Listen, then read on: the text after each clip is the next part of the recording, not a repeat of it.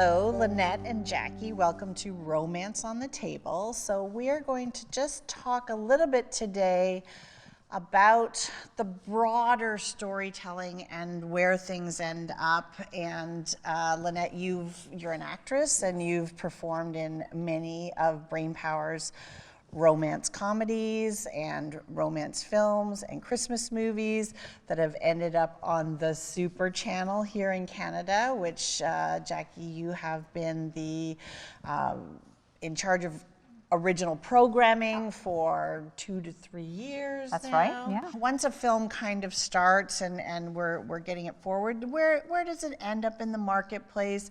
We get asked a lot by authors about what's that secret sauce? Like what can I do in my book that then is going to make it become a movie? What I really love about Super Channel is that you're open to broader stories. Absolutely. Well, it's our Heart and Home audience. Heart and Home is the channel that these movies play on. Super Channel has a few different channels.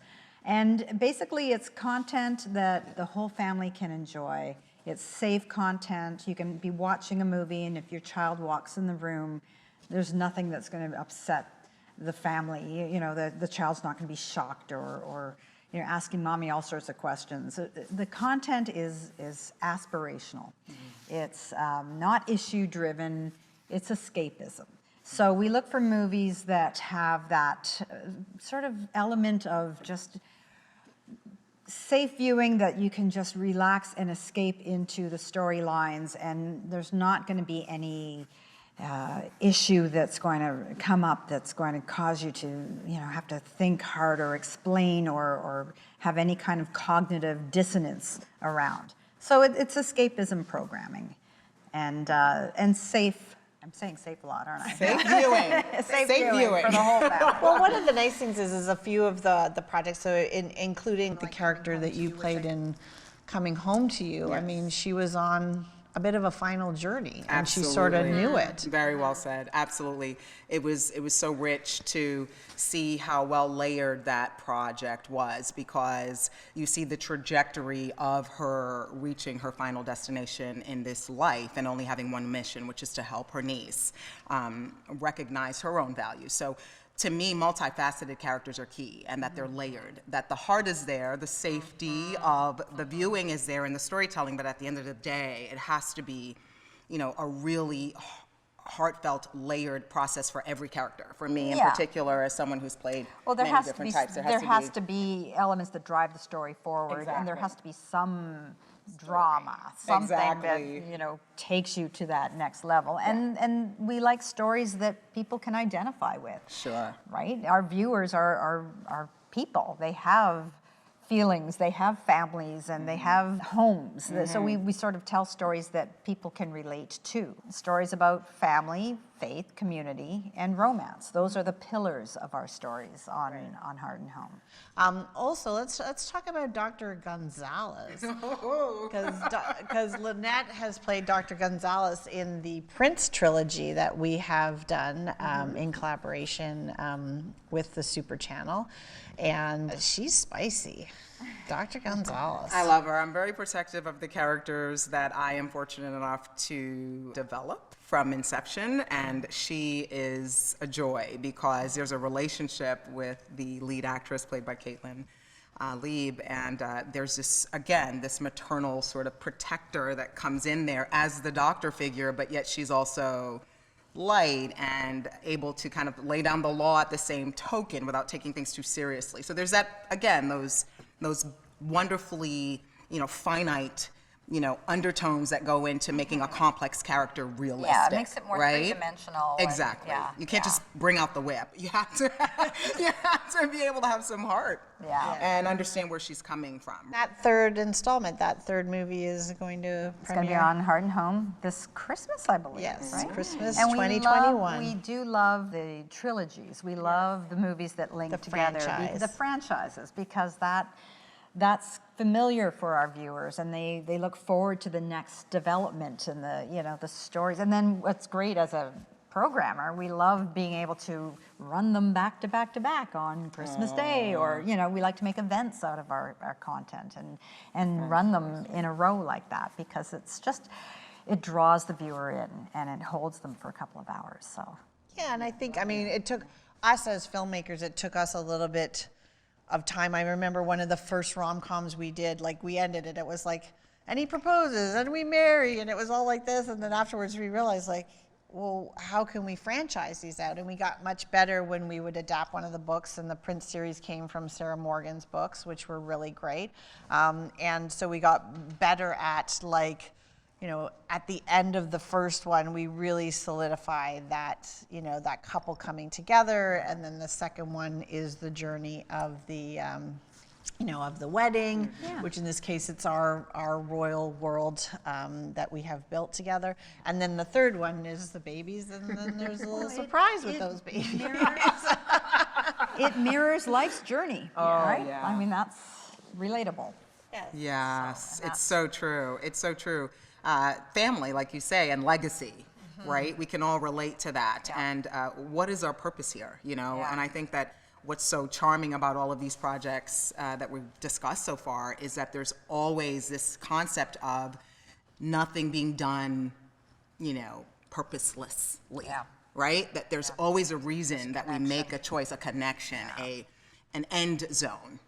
And so even if it is a trilogy and there's a bumper on what we're trying to say, it resonates, right? It leaves you, as you say, because we can all relate, it leaves you with this idea of, wow, that's a life story, and I'm living a life, and I can relate to some of those examples that this particular project is giving me, because I see myself in that mother, in that doctor. It's that escapism, too, that we talked about, that it's a world that you can submerge yourself in as a viewer and escape into that world and go through that journey, and it's not your journey, it's an idealized journey in a way. Yes. So, Yes. Well, but I do want to also thank Super Channel and, you know, the programmer yourself, and as well as the whole executive team there, because one of the things that you have really embraced is us being able to bring strong women to life. And I think that from the first day we picked up that Sarah Morgan's book, and we really saw, you know, hey, here's a doctor, here's a woman who's a doctor, and she's sort of top of her game, she's head of pediatrics, and we've always really kind of wanted to focus on, I don't know, whether it's, you know, obviously how we run the company here, but, you know, I always say like hands on hips kind of characters. And there's some real empowerment in there. And I think even as we move into the third one and we see, you know, childcare issues and stuff, and we see, even though we have our male lead, we see him adapting in a very modern family way and looking after doing some childcare. Exactly. Learning too. Exactly. So I think that that's, you know, again, there's just been this wonderful balance that, you know, again, yes, aspirational stories, giving but relatable but and seeing reflecting our Canadian culture, reflecting what Canadians are going through, not just Canadians, but our society, and you know, keeping to real with the people. times.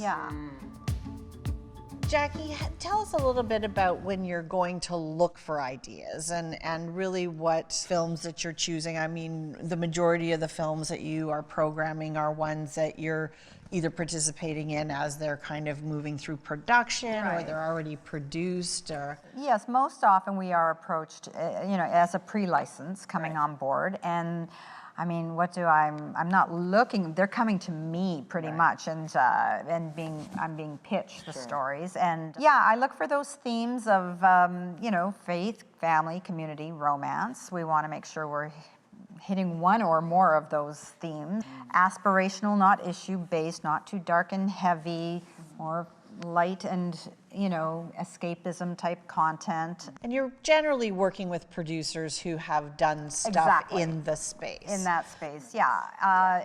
Oftentimes it's being driven by a U.S. broadcaster. Right, interesting. That is because that's where it comes down to the financials. Like, we can't do the heavy lifting just here in Canada, so oftentimes it's a broadcaster in the States, and it's Canadian production that it needs that Canadian home to help trigger some of the funding. So the producer has gone out and sort of talk to Hallmark, talk to Lifetime, talk to Up TV, talk to, you know, even Netflix to a certain extent, because you can take the kind of the Netflix Canadian portion off the table potentially and do a deal. So yeah, it's because I think we've done a couple of things like that, like Christmas with a View, and, Christmas Wedding Planner. Yep, Christmas Wedding Planner. Yes, for sure. So when those producers come to you, like what are you looking for from those producers? Are you looking for them at idea or book stage? Are you looking, do you want to see treatments or I scripts? like to see some or- kind of a pitch document, something that's going to give me an idea of what the story is. If you have an idea of cast, that's always really helpful. I don't need to read a script. I'm not that deep into the creative. You know, at this point, like you said, they're producers that have dealt with us before. They already know, you know, the temperature of what we'll take. It's more just, you know, the timeline, the delivery, when it will hit, our schedules, and again, track record of the producer. Obviously, I do work with you all the time. It's sight unseen. I trust already. I know what we're going to get is going to be good, and I know the relationships you've built, you know, in the production community, and you know, it's going to be good quality. So that's not even a concern when I'm dealing with repeat producers. So, and if someone comes to you with sort of like just an early stage or just a more junior producer, would you suggest that they then look for a distributor or somebody who has a relationship with you? Yeah, I need to see a little bit. To just help guide through? I need to see a little bit more before we can't take on too much risk. Yeah. You know, we're a small broadcaster. And there's enough players out there that have the track record that, you know, not that we don't work with new producers, but it helps if you've got partnerships in place where it just alleviates some of the unknown, you know? And great ideas resonate. So I think that for anybody who's listening who's worried about, you know, not having the heavies behind them, great ideas fly. Lanette, you've done a great thing over the last few years as you've moved into producing your own content is really, so there's something that, you know, we really haven't addressed in some of our other roundtable discussions is that these things cost money, you know? I mean, there's just a real reality to this. I always love that when people think that the Canadian broadcaster, as you said, can't necessarily just snap their fingers and make it all happen, because these movies generally are somewhere between $1 million and $2 million. Now, I always think like kind of like buying a house. Like, I mean, many of us nowadays are, you know, buying houses that are $1 million in the Toronto area, that's for sure. But the reality is it's real money, and it's and you have to sort of figure out how you're going to raise that money, and then go out and how you're going to hire crews and whatnot. And I think, you know, you've been in a little bit of a journey where it's you've got excellent creative ideas, and then you're out there putting those pitches together. But I think it's nice. Okay, I will just say that she's working with us on one. But I mean, you found some really, really good other producers that are going to help you move your projects along. Absolutely. I mean, that's key, Beth. I mean, it's for me in particular, what's been beautiful about my individual journey is that I've been so blessed to work with amazing producers like yourselves and broadcasters who I've gotten to know and who've gotten to know me. So this trust you're talking about has been established from my own on-set experiences as an actor, so that when I then approach with my own ideas, I'm also pulling from 30 years of my own career, people that have known me along the way. So when I come to folks like you all and I come with an idea that, yes, is my own individual green idea, if you will, I have such faith in it, and I have such trust in the folks who know me, who can align and attest and believe that then your team builds. And it's just this natural unfolding of belief, and inspiration comes from that, because you're like, wow, that person is saying that they want to help this person who I didn't know about. All right, let me take a listen. Like you just said, you need that. It's a collaborative thing. Business. Yeah, it wouldn't happen otherwise. Yeah, you need that. You need that faith in each other, and the track record of the person working with you will rub off on you and get you in the door somewhere else. Absolutely, and you know, for me personally, it's a humble experience and it's a joyful experience. I'm so stoked and like happy all the time, because It's knowing right place, right time. It's knowing that it's a collaborative thing. My literary agent actually paid me a really nice compliment the other day and saying, you know what, I'm having fun on this negotiation with you because you're one of the first creators who's willing to bend. You're willing to adjust your idea. You're not coming in saying it has to be this way. So I think that resonates when you're looking at a project and saying, you know what, this is 4 out of 5 of the boxes that I need to actually sell this idea. I like it, but you know, can you consider altering this? And I'd be like, absolutely. I know a lot of people who won't, and that's fine. But they don't have a lot of the experience that you have had, and I feel like if it's somebody who's honestly more junior, the other thing too is I think they also get it into their heads, potentially just very, very junior people that are starting out feel like they have the biggest and best idea ever. And I don't want to be that sort of long-standing producer to say, oh, there's, you know, so many big ideas out there. But it's about the quality and who puts that idea together. And I think the people who have experience know that the IP or intellectual property sits within that collaboration. It doesn't necessarily, like you can, you know, again, if we look at some of the incredible movies that were done over time, that if it hadn't been for this person directing or that person writing or that studio involved, like I always look at, you know, Ron Howard and Brian Grazer and their relationship over the years. And of course, Ron Howard is an amazing director, but I always like have to look at who's the producer in the room. It's like that coach, you know, and I always look at the soccer games like that, what happens in halftime, Yes. you know, and if they come back swinging afterwards, there's always like, it's just, and again, it's a team sometimes, it's how the management team, how agents are working together,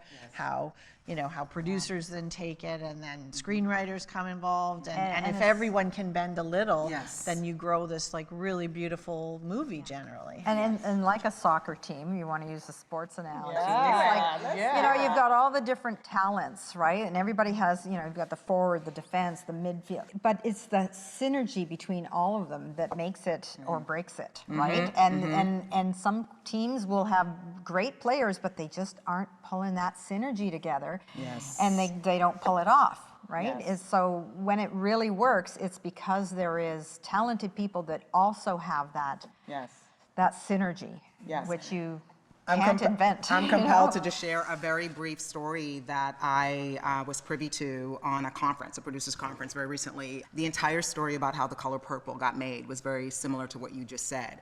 You know, Stephen was attached. They didn't have their Sealy. And Stephen trusted, you know, Quincy Jones, who happened to know Whoopi Goldberg. And it was like, that's how that movie happened. She was not someone that they were thinking about. And to this day, you can't imagine that movie without Whoopi, you know? And that's how it happens. It's trust upon trust upon trust. And look at, you know, what they were able to create together, you know, just this magic. So it is exactly what you say. It's collaboration, and it's building, you know, a wonderful relationship that I've had, you know, for so long with you, Beth, and knowing that you then can take these great pieces that you believe in to a wonderful broadcaster and have that relationship And we continue. have that track record and that relationship. It's not a lot of work to greenlight something with you because of that track record. And that's the magic. I mean, and that's the goal everybody tries to get. Every producer wants to have that relationship with a broadcaster, you know. And I love what you said to Beth, that you don't even have to think about it. You know it's going to be, you know it's going to be it comes great. down to timing and finances and all those other things, of course. But I don't have to go right to the very bottom of like, is this going to work creatively? Is this a production that will hold up? You know, are they going to be able to deliver and all of that? There's a lot of elements, and I think that's again, you know, a lot of the authors that we speak with as well that are in this romance world, and again, it's people think like, oh, it's just pour water and you get your Easy Mac, and then it's all there, and but it's way more than that. I mean, I think it's interesting casting together with, like, I mean, I think the third Prince movie is an excellent example of collaboration, that Josh Dean, who played an incredible character, one of your colleagues in the hospital, and he's super funny, and you know, that we found him, like sometimes I do these like crazy IMDb kind of Sunday morning just rabbit holes, and I go down and down and down. And I found this guy, Josh Dean, and I go, okay, wait a minute. Here's a guy that's on Blacklist, which is a big, major primetime drama. He's reoccurring on it. He's got a very decent role on it. And I said, wait a minute, he's from Vancouver, but he never actually acted in Canada. He went directly to LA, and he's been working there. And I was like, and then I do even more of it, and I realize he's a comedy person. So he's come from the comedy world in Canada, which you know, we rock the world. Canadians' #1 export. Come on, let's just keep it real. You guys know how to tell jokes. We punch up like nobody's business. So he comes out, plays a secondary character for us. Then, you know, in Art of Falling in Love, he plays the lead for us. And then we're sort of looking around about where, you know, the third Prince installment, it's all crazy as we're dealing with the COVID situation. And we just think, why wouldn't we get Josh and his lovely wife to write the third installment? And they did a wonderful job. Yes. It was very, very good. I read a lot of scripts, and let me tell you, that was a beautiful job. And I could not stop telling Josh on set, like, well done, dude. Like, you really hit it out of the park. It was so full of heart. And it was well-paced and funny. I mean, he brought, again, you bring your history with you, right, to every table you sit at. You can tell he didn't just start thinking of jokes. This guy's been doing it, and he's good at it, and he executed on paper. Yes. Yeah, it was a great script. It was a great script. Yeah, so that's sort of collaboration and opportunity, and then it all comes together. I mean, there is that sort of lovely lightning in a bottle when something just does all line up very magically. But sometimes you got to run after those storms in order to get that lightning in a bottle.